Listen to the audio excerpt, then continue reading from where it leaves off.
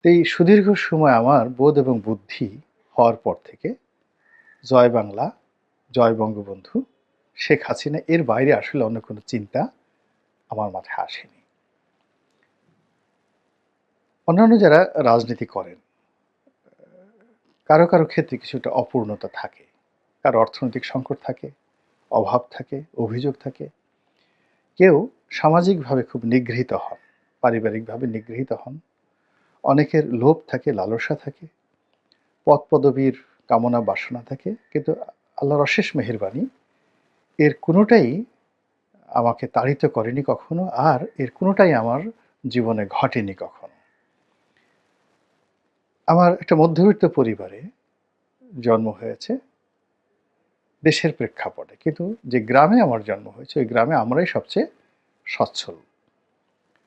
আবার যেখানে পড়াশোনা করেছি, সবচেয়ে ভালো কলেজে, ভালো বিশ্ববিদ্যালয়ে, ভালো ছাত্র ছিলাম। আব্বা টাকা পাঠাতেন নিয়মিত। কিন্তু তারপরেও ইউনিভার্সিটিতে ফার্স্ট ইয়ারে থাকতেই কর্মজীবনে ঢুকে পড়ি এবং কর্মজীবনের একেবারে শুরুতেই সংবাদপত্রে ছিলাম, বিদেশি কোম্পানিগুলোতে চাকরি করেছি। ভালো বেতন ছিল, বড় পদ ছিল, গাড়ি ছিল, বাড়ি ছিল। এরপর নিজে যখন ব্যবসা শুরু করেছি, ১ম মাসের ইনকাম দিয়েই আমার ১ম মাসেই লাভ, মানে লাভে শুরু করেছি। এর কারণ হলো আমি একটা মাল্টিন্যাশনাল থেকে, আ ডেনমার্কের একটা কোম্পানি থেকে চাকরি ছেড়ে যখন আমি ব্যবসা শুরু করলাম, আমার সেই চাকরির চেয়ে আমার ব্যবসাটার শুরুটাই ছিল বড় হিসাবে। আবার রাজনীতিতে যে আমার অভিষেকটা শুরু হলো জাস্ট ওয়ান টাচ।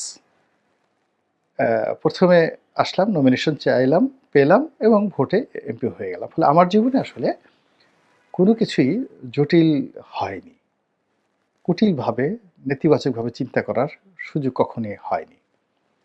তো এই কারণে কি হলো, যখন আমি এমপি হলাম তখন থেকে আসলে আওয়ামী লীগের পদ পেতে হবে, পদবি পেতে হতে হবে, মন্ত্রী হতে হবে, এমপি হতে হবে। আবার এরকম চিন্তা আমাকে তাড়িত করেনি। ফলে আমি অনেক নিপাট, নির্ভেজাল, অপ্রিয়, নিষ্ঠুর সত্য কথাগুলো বলেছি, যেগুলো দলের অনেকে মনে করেছিলেন যে এগুলো দলের জন্য ক্ষতিকর।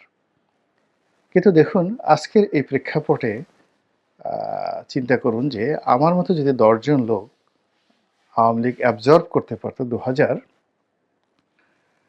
থেকে ২০১৪ সন পর্যন্ত, বিশ্বাস করেন এখানে আ মোহাম্মদে আরাফাতের মতো মানুষ তৈরি হতো না। সালমান এফ রহমানের মতো মানুষ প্রধানমন্ত্রীর কার্যালয়ে ঢুকতেই পারত না। আনিসুল হক সাহেবের মতো মানুষ মন্ত্রী হতে পারত না। পার্লামেন্টে আমরা কয়েকজন এভাবে ঘোরাফেরা করতাম। মানে ওই সময়টাতে ১২-১৩ সনে আ এই যে যাদের বিরুদ্ধে দুর্নীতির অভিযোগ, যারা আওয়ামী লীগকে ডুবিয়েছে, যাদেরকে দেখলে এখন আওয়ামী লীগের লোকজনকে মারতে ইচ্ছা করে, সেই সমস্ত মানুষ মানে গণভবনে বলেন, বঙ্গভবনে বলেন, সরকারি আশ্রয়ে বলেন, এদের কোনো নামগন্ধই ছিল না। এদের সব অভ্যুত্থান হয়েছে ২০১৩ সনের পরে বা ১৪ সনের পরে। এই পুরো অলিগার শ্রেণীটা। এস আলমদের সৃষ্টি ২০১২ সালে হয়নি। আব্দুস সোবহান গোলাপদের সৃষ্টি ওই সময় হয়নি। এরা খুবই মিনমিনে অবস্থানে তখন ছিলেন আরকি।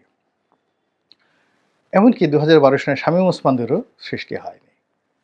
তো এরকম তারুণ্য এমন একটা জিনিস, তারুণ্যকে সবাই ভয় পায়। এই যে এখন যখন আ এ তরুণদেরকে আমরা ভয় পাচ্ছি, তদ্রূপ আ ২০০৯ সনের যে নির্বাচন হলো বা ২০০৮ সনের 9th পার্লামেন্টে, সেখানে তারুণ্যের একটা জয়-জয়কার ছিল। তখনও পলক দুর্নীতি শিখিনি। নজরুল ইসলাম বাবু সম্পর্কে তখনও অভিযোগ আসেনি। তখনও ইকবালুর রহিম আ সংসার চালানোর জন্য তাকে চিন্তা করতে হতো যে তার সংসার কিভাবে চলবে। তো এরকম একটা অনেস্টি ছিল। তো ওই জায়গাতে অ্যাবজর্ব করতে না পারার কারণে কি হলো? আপনার আওয়ামী লীগের মধ্যে ঘুণ ধরে গেল। আবার একই ভাবে আমি ২০১৮ থেকে বিএনপিতে আছি। আমি বিএনপির আ যেহেতু একটা ব্যাকফুটেজ ছিল, পজিটিভ দিকগুলো বলেছি সবসময়, এবং এখনো যেহেতু বিএনপি আমি ছেড়ে যাইনি। তো কাজেই বিএনপি দলটি ভালো করুক, এজন্য একেবারে সেই গত ৪ মাস ধরে ঠিক সেইভাবে কথা বলছি যেভাবে আমি আওয়ামী লীগে যখন ছিলাম এমপি তখন যেভাবে কথা বলতাম এখন ঠিক সেভাবে কথা বলছি। বিএনপি এটা কিভাবে গ্রহণ করলো, করলো না, কি মনে করলো বা না করলো এটা নিয়ে আমার কোনো মাথা ব্যথা নেই। এর কারণ হলো আমি আওয়ামী লীগ থেকে কিছু আশা করিনি। যে দলের সঙ্গে আমার আত্মিকতা রয়েছে, যে দল আমাকে এমপি বানিয়েছে, তাদের কাছেই আমি আর কোনো চাওয়া পাওয়া ছিল না। তো বিএনপির কাছে আমি কি চাইবো? তো যার জন্য আমি আমার মতো করে বলে যাচ্ছি। আবার একইভাবে এই সময়টিতে এখন আওয়ামী লীগকে যদি আমি তেল মারি বা অন্য সবার মতো যদি একটা কল্পনাপ্রসূত জিনিস তৈরি করি, আ শুনতে আপনাদের খুব ভালো লাগবে। আ আমার কিছু ভিডিওতে আওয়ামী লীগের অনেক নেতাকর্মী ইন্সপায়ার্ড হয়েছেন। তারা অনেকে টেলিফোন করে বলেছেন যে, "ভাই এই বিপদের দিনে আপনি বলছেন আপনার প্রতি জুলুম করা হয়েছে। আপনি বিএনপিতে আছেন। তারপরও আমাদের এই বিষয়গুলো বলছেন। We are grateful." এই কথাগুলো অনেকে বলছেন। তো তারা হয়তো আবেগপ্রবণ। আমি তাদের অনেকের মধ্যে দেখেছি তারা প্রায় সবাই প্রতিদিন স্বপ্ন দেখেন। রাতে যে সকালবেলা উঠে দেখবেন যে শেখ হাসিনা বাংলাদেশে চলে এসেছে। আওয়ামী লীগ ক্ষমতায় বসেছে। আর এই গত ৪ মাসে আওয়ামী লীগের সঙ্গে যে জুলুম অত্যাচার হয়েছে তারা সেটা কড়ায় গুন্ডায় সেটা প্রতিশোধ নিয়ে সবাইকে দাঁত ভাঙা জবাব তারা দিয়ে দিয়েছেন। তো এরকম যে স্বপ্ন বা কল্পনা, ইলিউশন এটার মধ্যে আওয়ামী লীগের প্রায় সব মানুষ। হাতে গোনা কিছু মানুষ আছেন যারা আওয়ামী লীগ জমানাতে ক্ষতিগ্রস্ত হয়েছেন শেখ হাসিনার দ্বারা। দলের অভ্যন্তরীণ দ্বন্দ্ব এবং সংঘাত দ্বারা ক্ষতিগ্রস্ত হয়েছেন। তারা চাচ্ছেন যে যা হয়েছে ভালো হয়েছে। শেখ হাসিনা না না আসলেই ভালো। আওয়ামী লীগ মুসলিম লীগের মতো পতন হয়ে যাবে ইত্যাদি, ইত্যাদি অনেক কথা। আর সাধারণ যারা মানুষ আছেন তারা এই বিশৃঙ্খলার কারণে, রাজনৈতিক বিশৃঙ্খলার কারণে পুরো রাজনীতির উপরেই তারা বীতশ্রদ্ধ হয়ে পড়েছেন এবং তারা মনে প্রাণে চাচ্ছেন যে একটা অরাজনৈতিক শক্তি দীর্ঘমেয়াদে এই দেশটাকে চালাক। এই পুঁটি মাছের লাফালাফি, মিনি মাছের ডাকাডাকি এই জিনিসগুলো তাদের পছন্দ হচ্ছে না। তারা রয়্যাল বেঙ্গল টাইগারের হুঙ্কার শুনতে চাচ্ছেন। শাসক শাসকের মতো হবে, রাজা রাজার মতো হবে। রাজার ঘোড়া থাকবে, চাবুক থাকবে, রাজপ্রাসাদ থাকবে। তো এরকম আ অনেক যারা সাধারণ মানুষ তারা মনে প্রাণে চাচ্ছেন যে একটা সুসংবদ্ধ শক্তি দেশটিকে সুন্দরভাবে চালাক। কোন দুর্বল শাসক, পোলাপানের শাসক, আ অর্বাচীনের শাসন যেন না চলে।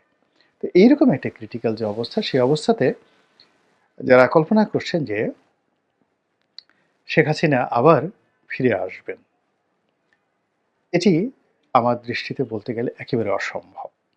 একেবারে অসম্ভব। তার বয়সের কারণে। ২ নম্বর হলো যে তিনি যেভাবে গিয়েছেন, এটাকে সবাই